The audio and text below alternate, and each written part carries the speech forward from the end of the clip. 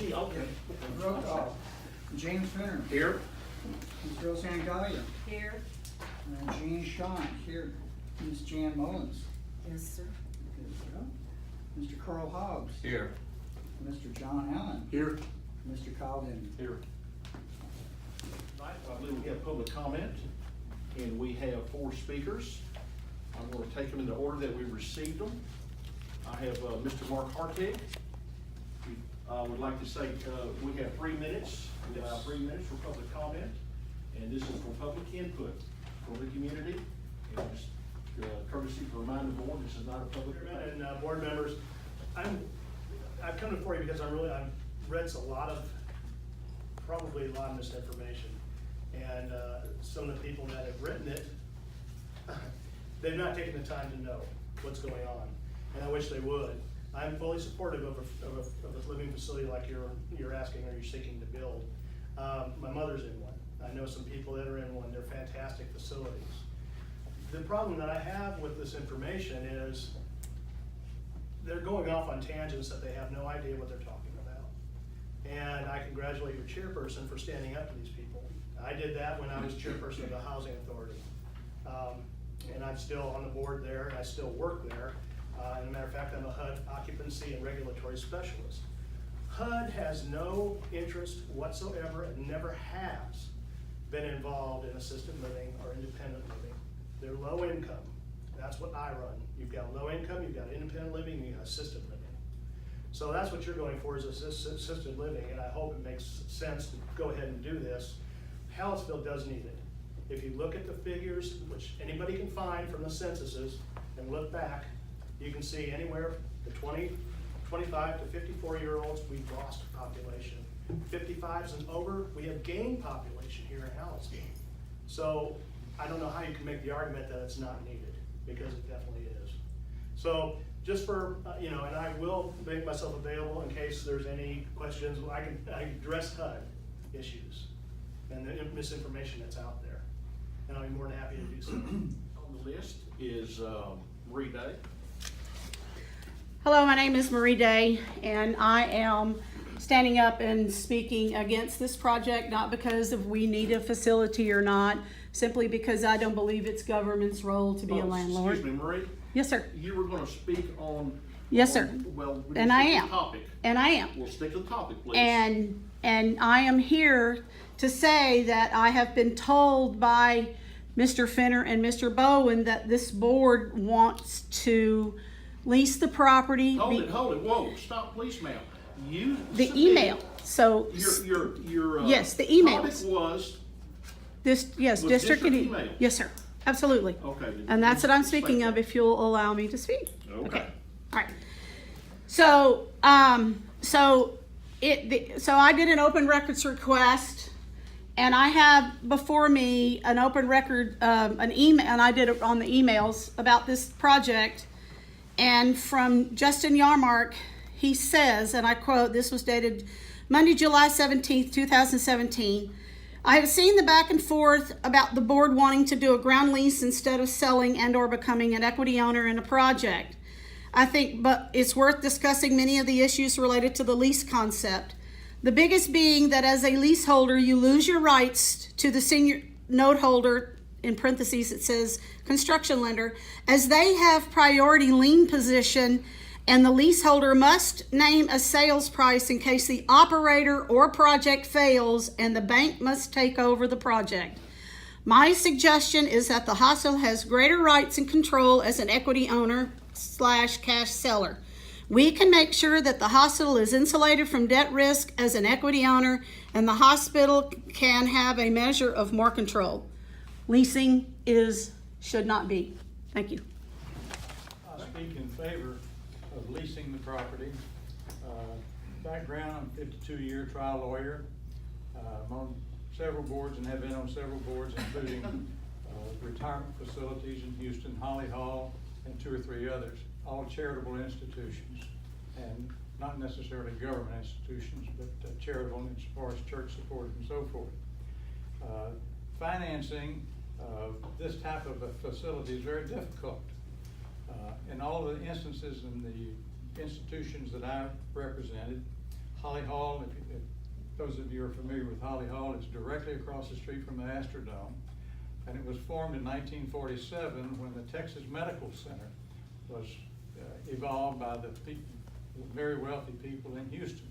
I don't know what the total acreage is, but out of that huge area, 2 acres was set aside for religious purposes to keep spirituality within the Texas Medical Center. Well, a foundation was organized to manage that property, and I was on the board and general counsel for that. A building was originally constructed, a hurricane came along and tore it down.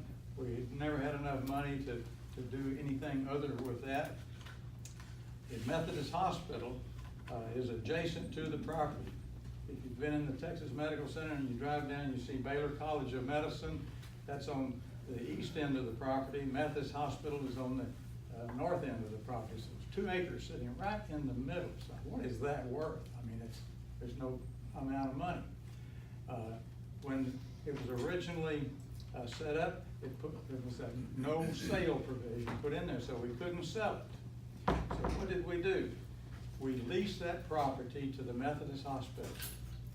In exchange for the building that they just finished putting in there, the Houston Methodist Research Institute.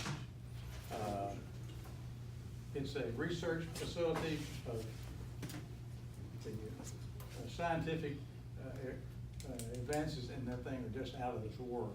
Incidentally, I'm taking a school bus on April the 2nd to that facility on students that want to become involved in the medical facilities and so forth. But it's good. What did we get in return? The Institute didn't have any money. We traded with the Methodist Hospital for office space, parking space, and payment of utilities and so forth for 100 years with a 100-year renewable clause in it. There's no liability on the part of that facility. And that type of a lease agreement has also been used in several others. I don't know if my wife is going to speak a minute, but in the Houston Chronicle a week ago or so, it showed about where Rice Institute had done a 100-year lease to Sears and Roebuck for that store on South Main Street. Sears finally went out of business.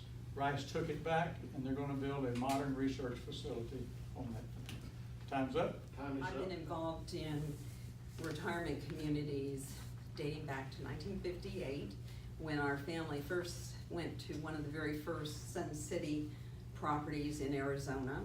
And Del Webb started an idea that senior citizens didn't have to be slammed into a nursing home on social government benefits, that they could create assisted living, independent living, and different areas so that when you hit your elder years, you can have a quality of life. You don't have to be put in a nursing home.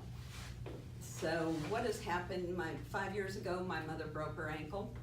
She started out in rehab in Schulenburg, and she wasn't sick enough to stay in nursing facilities, so we moved her across the street to College Place. And as she got a little bit more needy in her health care, we could not keep her in this area because there is not a memory care type facility or assisted living facility that handles that type of need. I went to the directors in Schulenburg and I asked them, why don't you build something in Hallettsville? Because they own one, I think it's in Shiner. They've got several places that they own, the family owns. And they said, well, the problem is that at that time, over 50% of their occupants at the assisted living facility in Schulenburg were Hallettsville residents, because their families, the only way you can get government assisted is if you go to a nursing home. If you go to assisted living, you just write the check.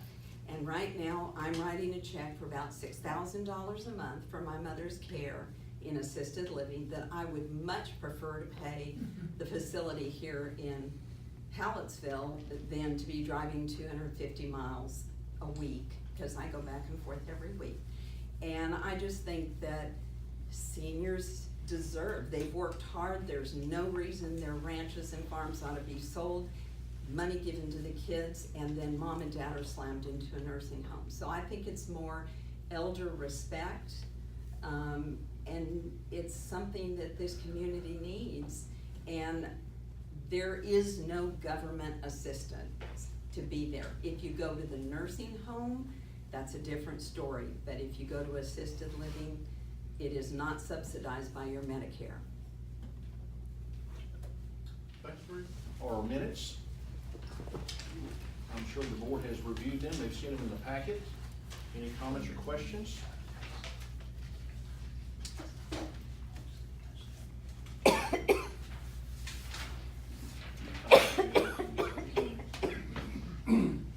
Yeah. It seems here that Mr. Peterson was actually present at the meeting. It's my recollection that he presented a letter to the board. He is correct, so we should take and amend that where I read his letter. Yes, Mr. Fenner read the letter presented by Mr. Peterson. And then there were 9 separate letters of support, correct? Correct. And maybe we could add that in as well. May I have a motion to approve as Kyle stated to amend the I move to approve with the amendments. I have a motion to approve with the amendments. I have a second from John. All those in favor say aye. Aye. Any opposed say nay. Motion carried. On the agenda, nurse staffing report. Marlene. Hi, I'm Marlene Irvin. I'm the Director of Nurses at the hospital here. The Nurse Staffing Committee met as required. As the board members all have that report in their packet. The average staffing compliance for the nursing floor for 2018 was at 96% for day shift, 97% for night shift. Compliance with staffing in day surgery and ERs at 100%.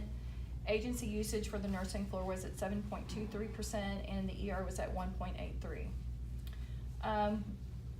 In review of our nurse staffing patient outcomes for 2018, there was 3 catheter associated urinary tract infections out of the 83 patients requiring Foley catheters for the year. Foley catheter device utilization was at 0.17, which is at the National Hospital Safety Network average rate of 0.17, so that is good. Patient falls totaled 5 for the nursing floor for 2018, which gave a rate of 2.2 per 1,000 patient days. The National Hospital Safety Network average for 2017 was 1.78 to 2.53 for the same peer group. Nursing department had a total of 97 absent shifts for 2018. 18 of the shifts were covered by agency staff, 42 shifts were covered by LMC staff. The staff vacancy rate right now for for 2018 for RNs and LVNs was at 0% at the end of the year of 2018.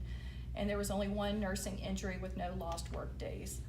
One other thing I want to mention that is not in the report, we did have our trauma survey for level 4 this past January 27th and 28th. And from our surveyor, there were no deficiencies. The report does still have to go to the state, but she's thinking that it's gonna look really good, so. Thank you. You're welcome. Very good. Steve. All of you, I think you have in front of you the Texas Hospital Trustee Magazine. If you'll turn to the back, Kyle Denning is represented, highlighted, I should say, in that magazine. And they pick new board members periodically, and Kyle met with the Texas Hospital Trustee people, I guess it was last July in Dallas, and so they interviewed him along with a lot of other trustees, and they chose to highlight Kyle, which is a great honor. Also, while we're on that subject, on July 18th through the 20th in San Antonio will be the Texas Hospital trustee meeting. And so if any of you are interested in going, if you'll let me know, I will certainly get you booked for that conference. We received, I think you probably read in last week's paper, TMF is the Texas Medical Foundation, which is Medicare. And every other year, they look at every hospital in the nation And in our district or area, they look at quality. That's all they're looking at is quality. And of the 745 hospitals in Texas, less than 2% got the gold award, and we got the gold award for quality, which is really a great honor for us, our staff, and our community. As Marlene mentioned, we had a trauma survey. I've never been through a trauma survey where we didn't have any deficiencies, but we didn't have any. We have applied to the Lower Colorado River Authority for a grant. It's for a rooftop AC unit. It'd be about $100,000 installed. As I mentioned to you previously, cardiac rehab program will start the first week of March. The equipment is here and it'll be set up next week, and then we'll start the program the first week of March. As you know, we Dermatology, which is a dermatology group out of Austin, they lost 2 doctors, and so they decided they could not come here anymore, and we signed a lease agreement with True Skin Dermatology out of Austin. They will start out coming 2 times a month in March, and they hope to go to every week after that.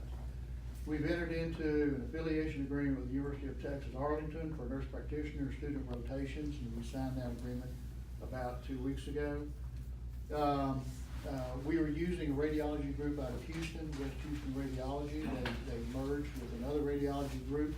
They decided not to cover any of the rural hospitals in this area. And so we are gonna use the blind radiology group out of College Station, and they will start April the 1st, 2019. This week we started doing lab work for the Shiner Nursing Home and Bolton Nursing Home, and that began this week. You may see or hear in the clinic, Dr. Black, of course, who signed a contract last year, is getting married, and so she's going to be out for 3 weeks beginning this Thursday. And so we're bringing in 2 temporary doctors that will be here for 3 weeks and 3 weeks only. So if you hear a strange name, a doctor concerning the clinic, that is temporary, people will only be here for 3 weeks. We have a lot of new board members, and those of you probably remember when I came here, we had department directors come to each board meeting and present their department, talk about their department, their statistics, what they do, what qualifications their staff have to have. And so I'd like to start that again, because we do have some new board members that obviously are here. So next month, I would like to begin making that rotation. We'll do one department per board meeting. We look forward to that. And that's all I have. Alright, go ahead and go over the January financial statement. So we had an average daily census of 7.8 in January. January we were very busy, and patient revenue in January was $2,614,131. We were up 9% over December, which December was actually a very busy month for us as well. Year to date on patient revenue, we are up $416,000 over January of 18, so which is 19%. So we were definitely much busier than last year at this time. On total district revenue, we were at $2,840,048. Year to date on total district revenue, which includes our operating and our non-operating revenue, we were at $2,840,048. We are at $384,000 over last year, January at this time, which is a 16% increase. On page 3, on expenses, for the month of January, we were at $1,807,516 in expenses, and year to date, those are expenses right now. On paper, they're up 19%, but actually it was just an entry last year in January that reconciles itself in March. So if you're looking at the financials and comparing January to January on expenses, they do look a little elevated, and it was because of our salary entry going to the balance sheet versus to an expense. And so that amount is made up further into the next few months. So that's why it looks like the expenses are up in that area. On contractuals, on page 3 and 4, contractuals were at $1,063,760 for January, and year-to-date, as compared to last January, they're at 260,000. And that is what we discuss every time, but last January was when our new Blue Cross contract went into effect, and so that has a direct effect on our contractuals. Plus, we posted a lot more insurance payments in January because Medicare system has that hold period from December to January, and so we usually have an influx in the about third week of January, so our increased contractuals are reflected there. For the month of January, we have a district net income, which equated to a loss of $31,228. Any questions regarding the financials? I'm good.